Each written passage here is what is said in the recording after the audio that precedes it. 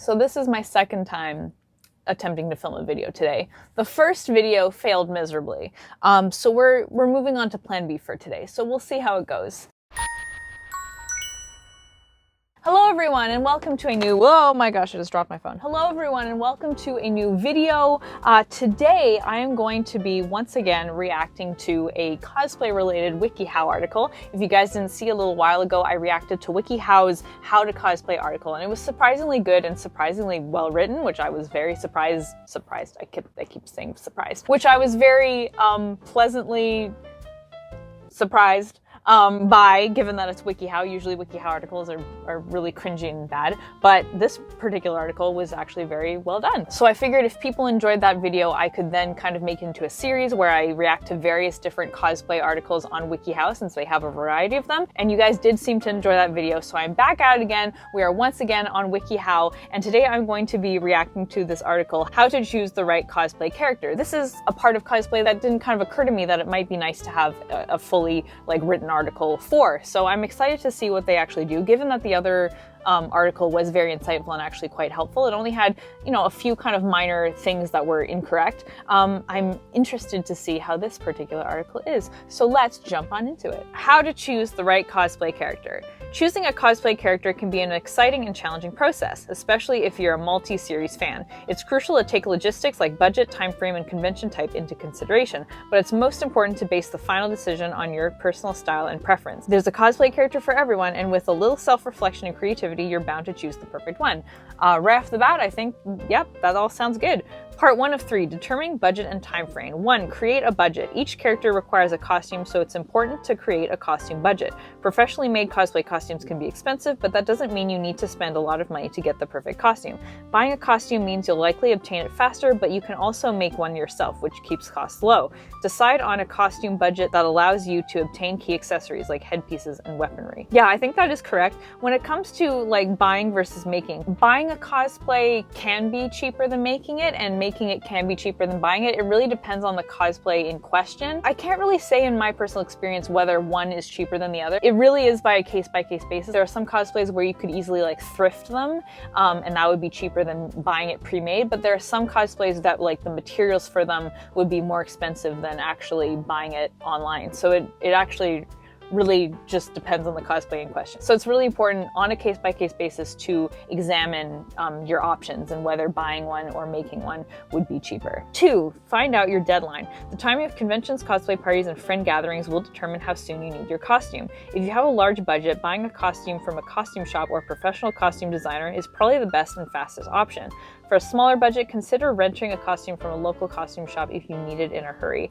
I've never actually heard of anybody renting a cosplay. When it comes to costume shops, you can't rent specific cosplays from them. If you're going to a historical party, for example, then yes, you could definitely go to a costume shop and rent a historically accurate costume. But that's not what this article is talking about. This article is talking about cosplay. So in that particular instance, you can't just go to a costume shop and rent a cosplay. They don't, that's just not what costume shops do. They don't specifically have cosplay characters. They have the kind of costumes that you'd see in plays and stuff, so more general stuff. So you could rent a chef costume, or like I said before, a historical kind of time period costume, but not a cosplay costume. So that renting a cosplay costume is not a thing, is basically what I'm getting at.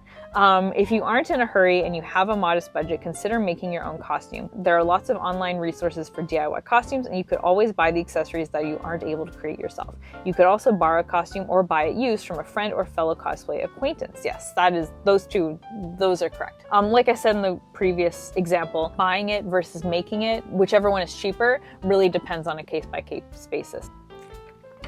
3, check convention guidelines for character restrictions. Some conventions are open to all cosplay, while others are genre and series specific. If there is a specific convention you are hoping to attend, check out its guidelines and character restrictions, if any. For example, there are some North American conventions specific to Harry Potter, Disney, Star Wars, and anime. These genre-specific conventions may deny you admission if your costume does not belong in the designated genre.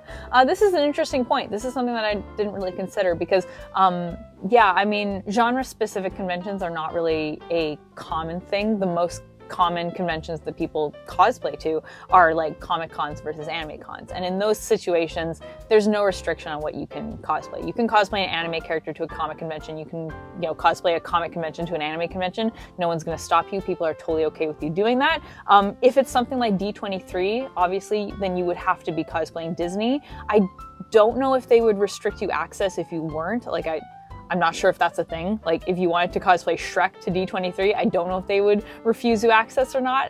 If you know the answer to that, please, by all means, let me know in the comments. But yeah, that is an interesting thing to bring up. Obviously, if it's a series-specific convention, you're gonna want to stick to that series. But if it's a genre-specific thing, comics versus anime, it really doesn't matter. Part 2, brainstorming costume possibilities. 1, make a list of your favorite books, movies, and series. Before picking a character, make note of your current obsessions and long-term series favorites. This will help you narrow down your character choices. I think that's really good. Current obsessions and long-term series favorites, those are what I always choose from when it comes to cosplays. So it's always whatever I'm most into at that particular moment, or something that maybe I've been into for a long time that I've always wanted to cosplay, and I finally decide that that's the time. I find that choosing a cosplay isn't usually this thing that I have to specifically make a list of.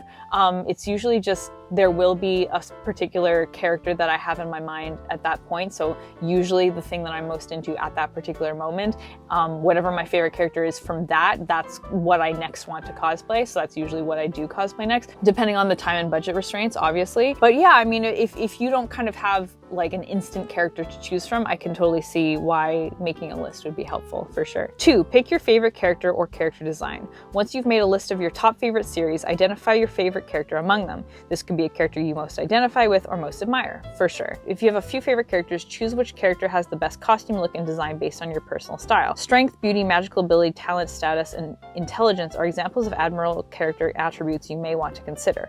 Bright colors, fashion accessories, hairstyle, outfit choice, and footwear are examples of character design you may want to consider. Yeah, sure. I never kind of thought about that aspect of it, but that's definitely something that you could take into consideration for sure. 3, define your comfort level. If you still can't choose among your favorite character designs, decide what costume you'll be most comfortable in. For example, if you don't feel comfortable wearing high-heeled boots, Batgirl may not be a good choice. That's definitely valid. Again, this is not something that I necessarily kind of thought about. Like, I don't know, this isn't kind of a route that I ever kind of thought to go down, because usually when I'm choosing a cosplay, like I usually know what character I want to cosplay at a certain time, because it's whatever I'm most into at that particular time.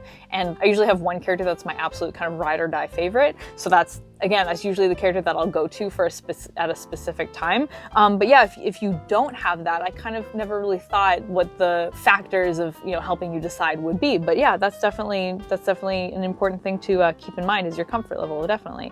4, talk to your friends. If you're headed to a meetup with your friends, find out what characters are already taken. Perhaps your friends could use you to go as a specific character to fill out a series cast, which might help you decide what to be. Or maybe there are already 3 Sailor Moons attending, which might help you decide what not to be. Your motivations for cosplaying really depends on the person. For me, when I'm choosing a character, it has to be whoever I love the most. And I usually have one absolute favorite character, and that's who I want to be. But I have some friends who have a different way of deciding. Like, they don't really care who they are, they just want to cosplay. I, for example, have a friend who cosplayed Adventure Time with me, and she had never even seen Adventure Time. She just wanted to cosplay it because I was cosplaying it and she wanted to match. So choosing the character, for the most part, most people go with whoever they love the most and whatever they love the most, but it really depends by person. So whatever a deciding factor may be for one person, it doesn't necessarily have to be for you. Part 3 of 3, selecting your character. I need water.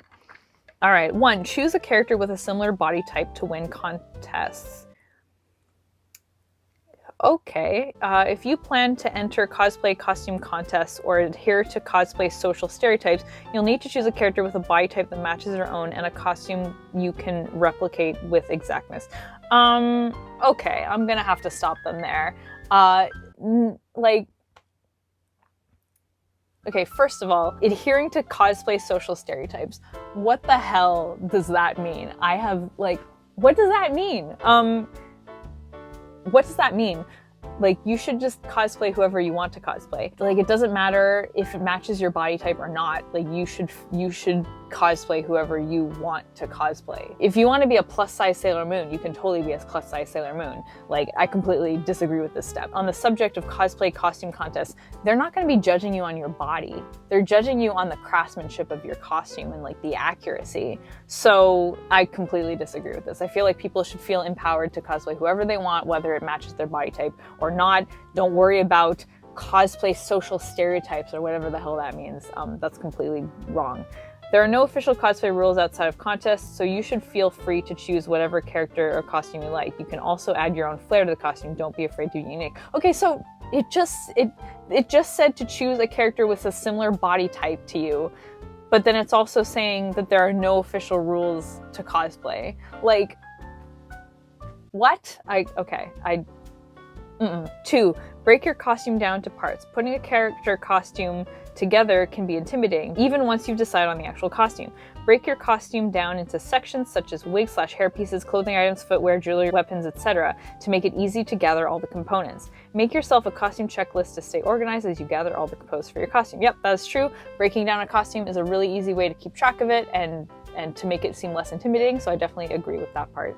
3, have a test run. Take your character for a test spin around your room before you debut the costume to your friends and family or at a convention. Whether you buy, rent, or make your costume, the key to truly choosing your character is becoming your character. Take some time to get familiar with the wear and feel of your costume as you breathe life into the character. If you have trouble getting into character, consider taking a community acting class or watching online acting tutorials to better fit the part. Okay, so acting in character is something that nobody does at conventions. Like, that is not a thing that anybody does. The closest thing is that you choose a character who is like you, so therefore you acting like yourself is like acting like the character. Nobody takes acting classes for cosplay. That's not a thing that anybody does. There are a few people who might act in character just for the fun of it at conventions, but those are like the vast minority. Like, people just act like themselves when they're wearing a costume. The only time that you really act in character is if you're acting for like a cosplay music video, or if you're posing like the character, but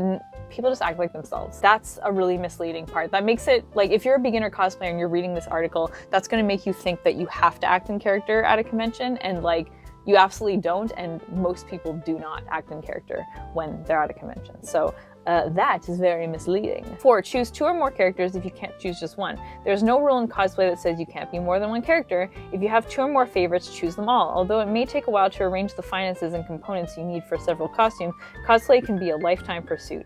Develop one costume at a time until your closet boasts of all your favorite characters. Yep, I mean, that's true. Are they implying that, like, if you don't follow this step, you're just gonna wear one cosplay for the rest of your life? Like, nobody does that. That's not a thing. Totally, like, you don't have to limit yourself to one character. That's not a thing at all. People cosplay multiple different characters. Step 5, use good judgment. Cosplay is a fun, exciting, creative world, but cosplay bullying, discrimination, harassment, and shaming are all potential dangers. Choose and embody your character with enthusiasm and confidence, but make sure to guard yourself against any potential risks, and never let being your character override your good sense to avoid danger. Okay, so it's still like carrying on with the idea that you're going to be acting in character, which again is not a thing that anybody does at conventions. Well, I mean, maybe like one or two people, but like pretty much nobody acts in character when they're at a convention. But yes, aside from that, it is important to keep yourself safe, because some people in the community can be nasty and they can suck. So yes, it is important to avoid potential danger. Even if it's not accurate to the character or costume, always keep your cell phone with you in case of emergencies.